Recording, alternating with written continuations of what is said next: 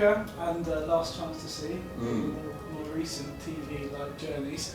Do you feel like your jobs are you get paid to go on holiday? No, I know it looks like that, and if I were to complain, it would be most graceless, because I do enjoy doing it enormously. But I promise you, people who've done things like this, many of them fall by the wayside, because it is unbelievably hard work, and it is not. A lot of it is not fun. You know, again, it just sounds like I'm complaining. I'm not complaining, but it is not holiday. Believe me, it really isn't. Until you've gone with a film crew, and it's remorseless.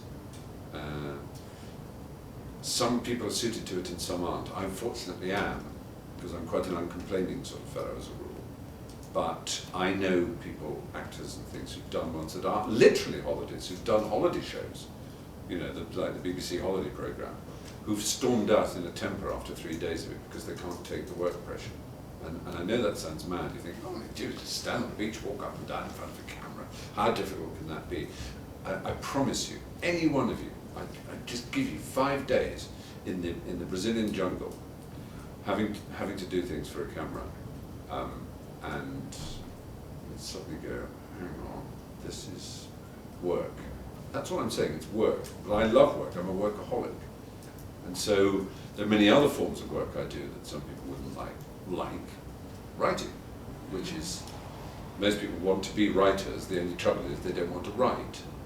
Yeah. The trouble with being a writer is you have to sit down 6 in the morning, stare at a screen, and not move until 6 in the evening at least. And people say, oh no, I don't want that. What I want is doing the literary festivals and signing the books. Yeah, unfortunately you have to write the books first.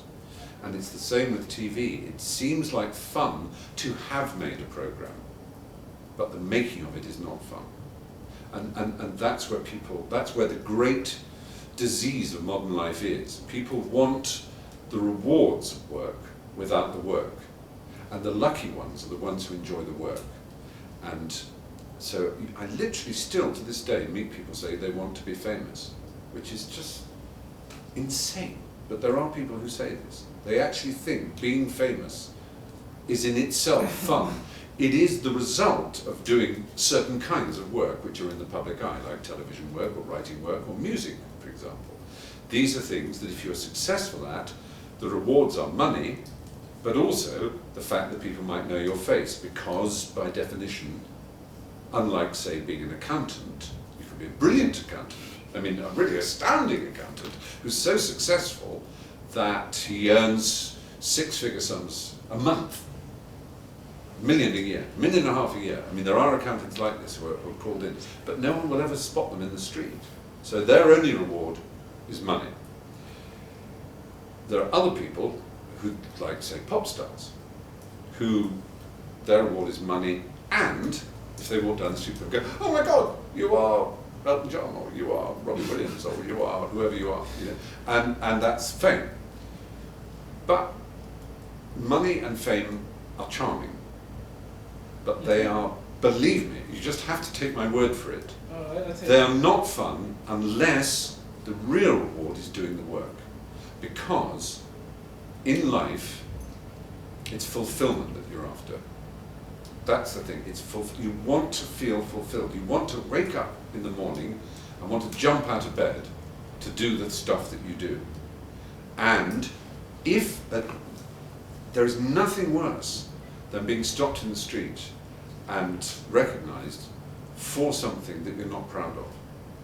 It actually is like someone rubbing lavatory paper in your face. I mean, it's just shaming to be, you know, you have to believe in what you do, or there is no purpose in it, and you have to enjoy what you do.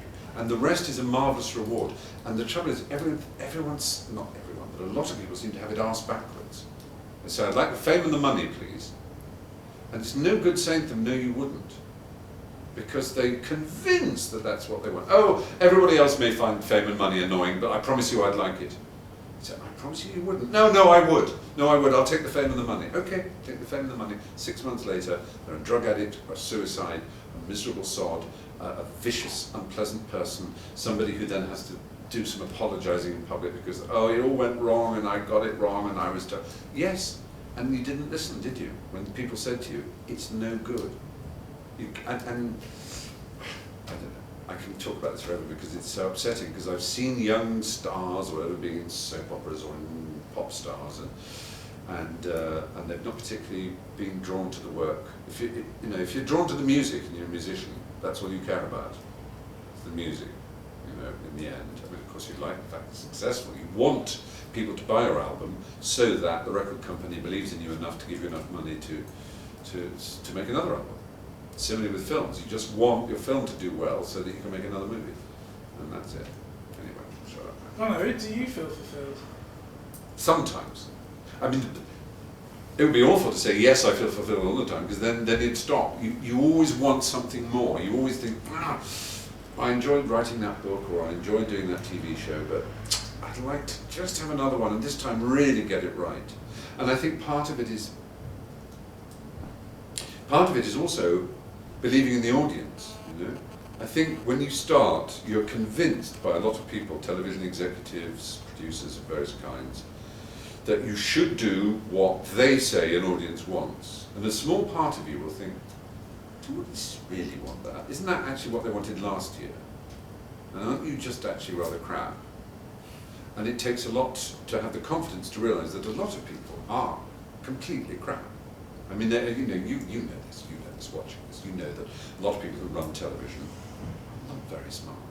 They really aren't. They're just, they're kind of okay, and they can give good meeting, and they talk jargon well, but they're not very bright. They're not very connected. I mean, it's as simple as that, connected. I mean, if you just take a small area like in television, comedy. I remember there were producers in comedy, and they were brilliant, and the only reason that they were brilliant was because they cared about comedy.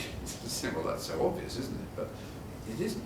They would go to Edinburgh every year, and they would watch 50 shows in a week, and they would be in London and Manchester and Brighton, goodness knows how many other cities, going and seeing comedians. So when they suddenly said, oh, I've got this new comedian who's going to do this show, everyone said, oh yes, that's very good. I mean, he's a brilliant producer. Well, why is he a brilliant, or she a brilliant producer? Because they do the work. They work incredibly hard, and they care. And the trouble is now there are a lot of people who've done media studies who think there is a sort of technique which can circumvent or supervene the business of actually working. And I'm afraid it's all about work. I'm so dull, aren't I? But it is all about work. But the lucky people enjoy the work. So it's like saying it's about sex. If you enjoy sex, well, that's fantastic. It's no problem. But if you don't, then you're stuffed. Well, you're not stuffed. I don't quite you're not screwed. I don't know where that metaphor's going, but you know what I mean. Yes, you're not screwed. Do you feel pressure to be witty all the time? I hope not, because I'm not witty all the time, as you may have noticed. Yes, sometimes. I mean, you can see. Sometimes you feel a bit like a mother bird arriving at the nest, and there are a lot of hungry beaks going, be funny, and you think, oh hell, I haven't got a worm. You try to invent a worm quickly in order to please people. Obviously, we're talking here in Cheltenham, I'm about to do a big event at some venue, and one hopes that the audience will want a mixture of sort of honesty and information, and not just to laugh every 3 seconds, because laugh actually talking about sex as you were, as you insisted on doing for some reason. As I forced you. Yeah. There is in comedy, there is in laughter, good and bad, in the same way as in say writing about sex. There's fantastic erotic writing of the kind that great literature can achieve, and there is pornography.